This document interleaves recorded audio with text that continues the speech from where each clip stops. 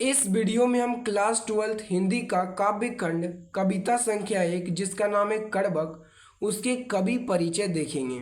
और इसके अगले वीडियो में हम इस पूरे कविता कड़बक को पढ़ेंगे बहुत अच्छे तरीके से।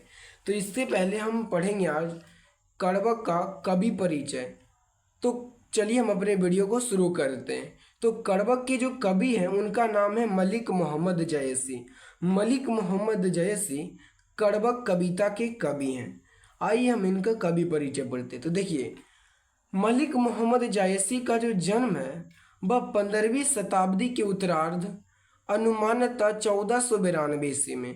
मलिक मोहम्मद जायसी जी का जन्म कब हुआ था? तो 1492 ईस्वी में जो है मलिक मोहम्मद जायसी जी का जन्म हुआ था।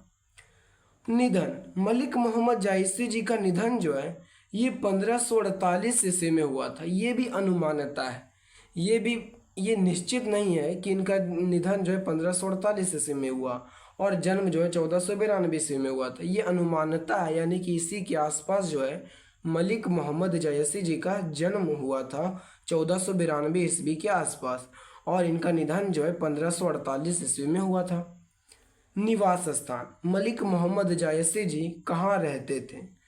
तो मलिक मोहम्मद जायसी जी जो है ये जायस नामक गांव में रहते थे। किस गांव में रहते थे? जायस नामक गांव में रहते थे। कब्र अमेठी, कब्र अमेठी उत्तर प्रदेश में। मलिक मोहम्मद जायसी जी उत्तर प्रदेश के कब्र अमेठी के जायस नामक गांव में रहते थे।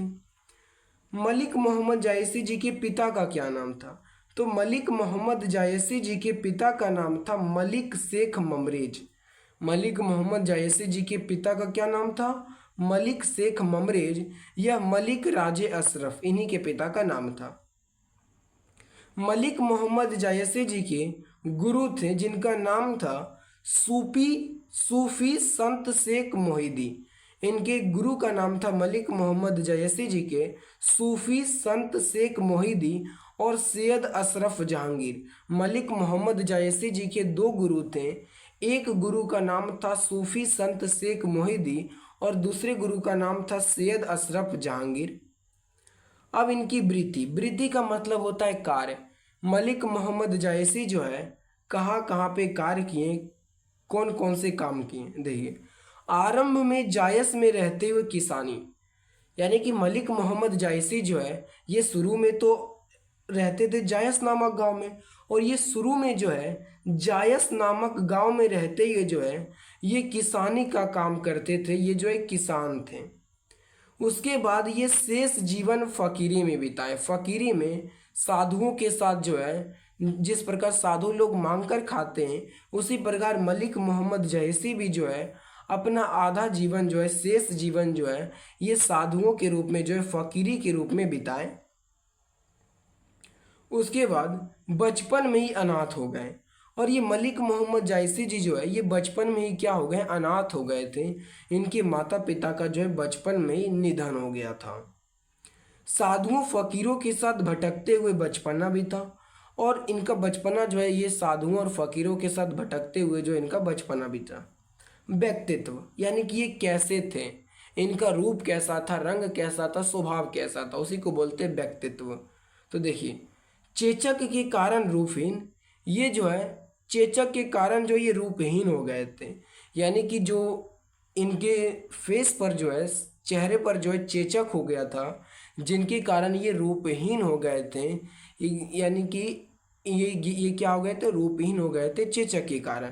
तथा बाईं आंख और कान से वंचित थे और इनके जो है बाईं आंख नहीं थे, इनके बाईं आंख भी क्या थे? खराब थे और बाईं कान से भी ये जो है वंचित थे। मृदुभाषी थे और ये बहुत ही मधुर बोलते थे। मनस्वी थे और स्वभावतः संत थे। अब देखिए इनकी कृतियाँ मतलब इनकी जो रचना है, मलिक मोहम्मद जायसी जी की रचना कौन कौन सी है? तो पद्मावत मलिक मोहम्मद जायसी जी की रचना है। अखराबट भी जो है मलिक मोहम्मद जायसी जी की रचना है।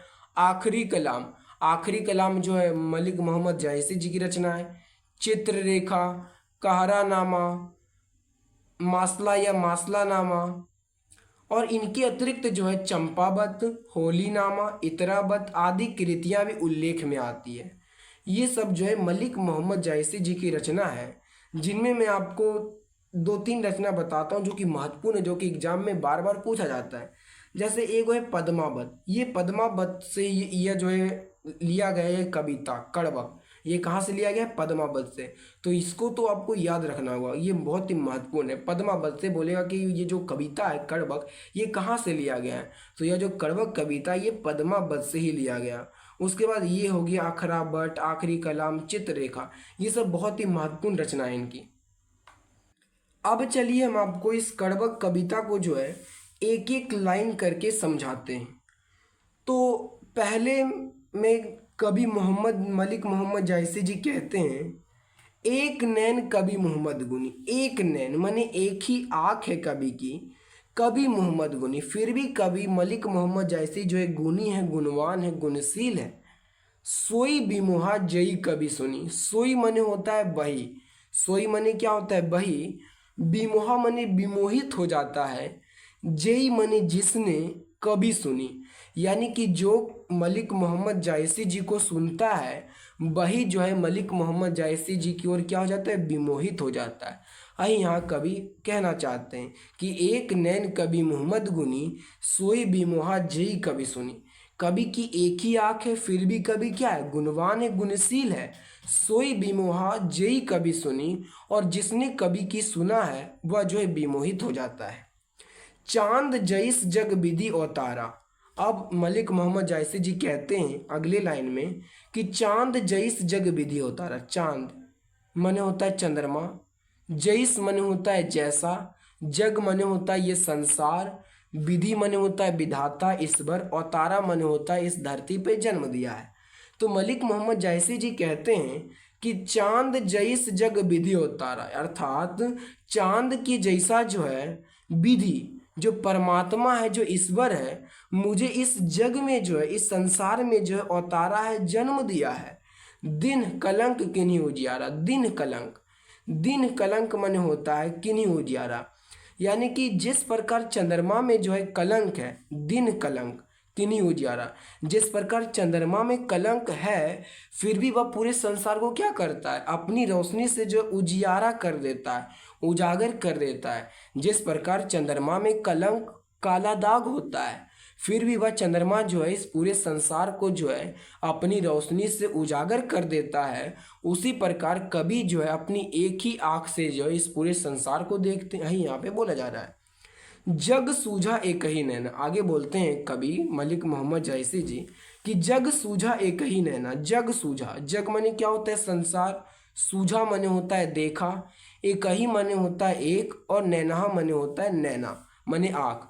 यानी कि कवि कहते हैं मलिक मोहम्मद जायसी जी कि मैंने इस जग को जो है, इस संसार को जो है सूझा है, देखा है, एक ही नैना, एक ही आँख से देखा है। उबा सूख असनक तन महा, यानी कि जिस प्रकार जो उबा मने होता है उगता है। उबा मने क्या होता है? उगता है। सुख, सुख मने होता है शुक्र नाम का तारा। सुख मने क्या होता है? शुक्र नाम का तारा। अस नक्तन महा, नक्तन महा मने होता है नक्षत्रों के मध्य। यानी कि कवि मलिक मोहम्मद जायसी जी कहते हैं कि जिस प्रकार शुक्र नाम का तारा जो है नक्षत्रों के मध्य अस अकेले उगता है, उसी प्रकार कवि जो है जग सूझा एक ही नैना, कवि एक ही आंख से जो है इस पूरे संसार को देखे हैं।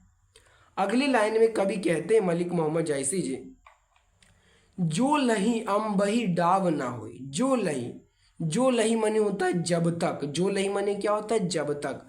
अम्बही मने होता है आम में, डाव ना हुई, डाव मने होता है मंजरा, ना हो। यानी कि कवि मलिक मोहम्मद जायसी जी कहते हैं कि जो लही अम्बही डाव ना हुई, अर्थात कि जब तक आम में जो है, आम के पेड़ में मंजरा नहीं होता है, जब तक आम में क्या नहीं होता है? मंजरा नहीं होता है, तो लही मने तब तक। तो लही मने क्या होता है? तब तक। सुगंध बसाई ना सोई, तब तक उस आम में जो है सुगंध नहीं आता है, जब तक आम में मंजरा नहीं होता है। आगे देखिए, किन समुद्र पानी जो खारा। कवि मलिक मोहम्मद जायसी जी कहते हैं किन्हीं समुद्र पानी जो खारा, जो समुद्र जिसका पानी क्या है? खारा है। तो अति भव असूझ अपारा, यानी कि समुद्र का पानी क्या होता है, खारा होता है। तब पर भी जो समुद्र जो है असूझ दिखता है, अपार दिखता है। असूझ माने क्या होता है, जिसको देख नहीं सकते, वो अनंत समुद्र दिखता है। क्या दिखता है, असूझ अपारा समुद्र जो है अनंत तक दिखता है, असूझ दिखता है। आगे देखिए, आगे कहते हैं कवि, जो सुमेरु त्रिशूल विनाशा, यानी कि जो सिमेरु, जब, जो माने क्या होता है जब, सिमेरु एक पर्वत का नाम है।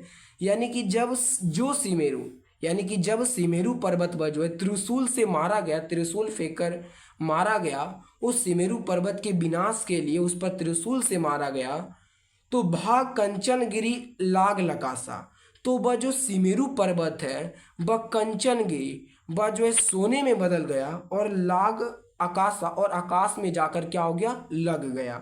अही यहाँ पे कवि कह रहे हैं कि जो सिमेरु त्रिशूल विनाशा, जब उस सिमेरु पर्वत के विनाश के लिए उस पर त्रिशूल से भगवान शिव ने वार किया था, तब वह जो सिमेरु पर्वत है भा कंचनगिरी लाग लकासा, लाग आकाशा, तो वह जो है पर्वत जो है सोने में बदलकर जो है आकाश में जा लगा। जो लही घड़ी कलंक ना पड़ा, यानी कि जो लही माने जब तक, जो लही माने क्या होता है जब तक, घड़ी कलंक ना पड़ा, यानी कि घड़ी माने होता है वो जो मिट्टी का जो घड़ा होता है उसी को बोलते घड़ी। यानी कि जब तक उस मिट्टी के बर्तन को पकाया नहीं जाता है, कलंक नहीं पड़ जाता है उस पर धुएं का जब तक मिट्टी के बर्तन में कलंक नहीं पड़ जाता है, कांच हो ही नहीं कंचन करा, तब तक जो कांच है वह कंचन नहीं बनता है। कंचन करा माने सोना नहीं बनता है। और यहाँ पे कवि कहते हैं, अगला लाइन में कवि कहते हैं मलिक मोहम्मद जायसी जी, एक नैन जस दर्पण, यानी कि कवि के जो है एक नैन, एक आँख है, जस दर्पण, दर्पण के समान है। कैसे है, जस दर्पण, दर्पण के समान है। ओ ते ही निर्मल भाव, और जिस प्रकार दर्पण जो है निर्मल और स्वच्छ है, बस सभी मनुष्यों का जो है निर्मल और स्वच्छ चित्र बनाता है, उसी प्रकार कवि की क्या है, आंखें हैं, स्वच्छ और निर्मल है, दर्पण के समान है, स्वच्छ और निर्मल है। सब रूपवंत गही मुख जो बही कई चाव, और सब रूपवंत, सब रूपवंत और जितने भी रूपवती जो लोग हैं, वह गाही मुख जो बही कई चाव, वह कवि को जो है बड़े ही चाव से देखते हैं, बड़े ही चाव से देखते हैं। जितने भी रूपवान लोग हैं, अच्छे अच्छे लोग हैं, सुंदर सुंदर लोग हैं, वह कवि मलिक मोहम्मद जायसी को जो है बड़े ही चाव से देखते हैं। अब अगला में कवि कहते हैं, देखिए, मुहम्मद अही कवि जोरी सुनावा, मुहम्मद अही कवि जोरी सुनावा। मलिक मोहम्मद जायसी जी कहते हैं कि मुहम्मद यानी कि मलिक मोहम्मद जायसी जी, अही कवि यानी कि यह जो कविता है, जोरी सुनावा, यह कविता को कवि जो है जोड़कर सुना रहे हैं, दो शब्दों को जोड़कर सुना रहे हैं। कैसे सुना रहे हैं, सुना जो प्रेम पीर गा पावा, और जिसने भी कवि की इस कविता को सुनता है वह प्रेम के पीड़ा को गवा देता है। अही यहाँ पे कवि कह रहे हैं मलिक मोहम्मद जायसी जी कि मुहम्मद अही कवि जोरी सुनावा, कि कवि इस कविता को जो है दो शब्दों को जोड़कर सुना रहे हैं, और जिसने भी इस कविता को सुना है वह क्या हो जा रहा है, उसके बाद जो है प्रेम के पीर को गवा दे रहा है। जोरी लाई रकत के लाई, और इस कविता को कवि जो है जोरी लई, रकत के लई यानी कि रक्त के लई से जो है खून के लई बनाकर जो है इस कविता को कवि क्या कर रहे हैं, जोड़ रहे हैं। गाढ़ी प्रीति नैन जल भराई, और जब कवि इस कविता को जोड़ रहे होते हैं तो गाढ़ी प्रीति नैन जल भराई, तो भाई तो जल जो है कवि की आंखों में आंसू आ जाते हैं। ओ मन जानी कवित अस्किन्हा, यानी कि कवि का जो है मन ही जानता है कि इस कविता को कवि ने कैसे जोड़ा है।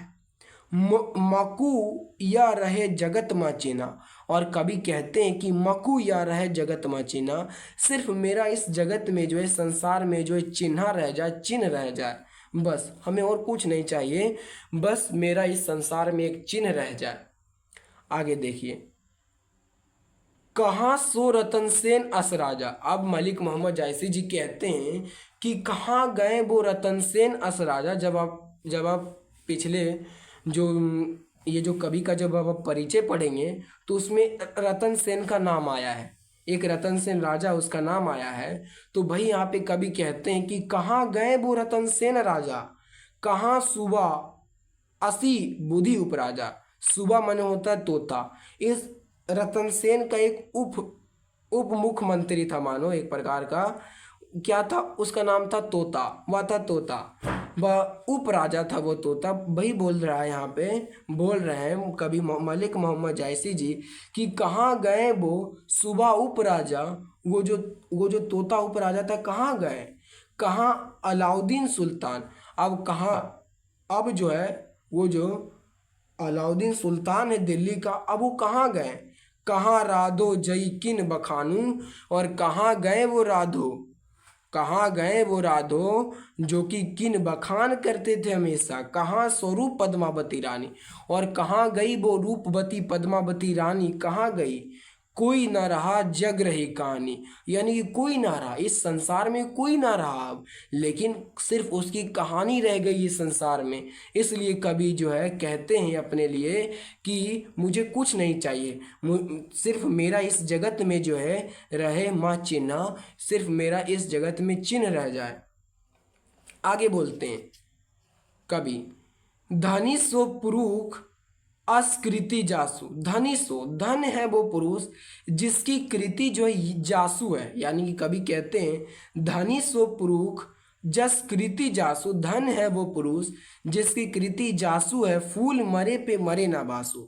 फूल मर जाते हैं लेकिन उनके बासु नहीं मरते हैं, उसमें जो सुगंध होता है वो नहीं मरते हैं। अगला लाइन में कवि कहते हैं कोई ना जगत जस बेचा। मतलब इस जगत में जो है कोई ना अपना यश बेचा। जस माने होता है यश। इस जगत में जो है कोई भी अपना यश नहीं बेचा। कोई ना जगत जस बेचा, इस जगत में कोई भी अपना यश को नहीं बेचा। कोई ना लीन जस मोल, और कोई भी जो है यश को खरीदा नहीं। जो यह पढ़े कहानी हम सवेरे दुई बोल। और कवि मलिक मोहम्मद जायसी जी कहते हैं कि जो मेरी यह कहानी को पढ़ेगा वह हमको हम सवेरे दुई बोल, वह हमको दो शब्दों में याद रखेगा। तो ये है मलिक मोहम्मद जायसी का जो कड़वा जो कविता है, मैंने आपको बहुत ही अच्छे तरीके से समझा दिया है। उम्मीद करता हूँ कि आपको बहुत ही अच्छे तरीके से समझ में आया होगा। इसी तरीके के अगर आप वीडियो देखना चाहते हैं तो आप हमारे चैनल को सब्सक्राइब जरूर कर लीजिएगा। धन्यवाद।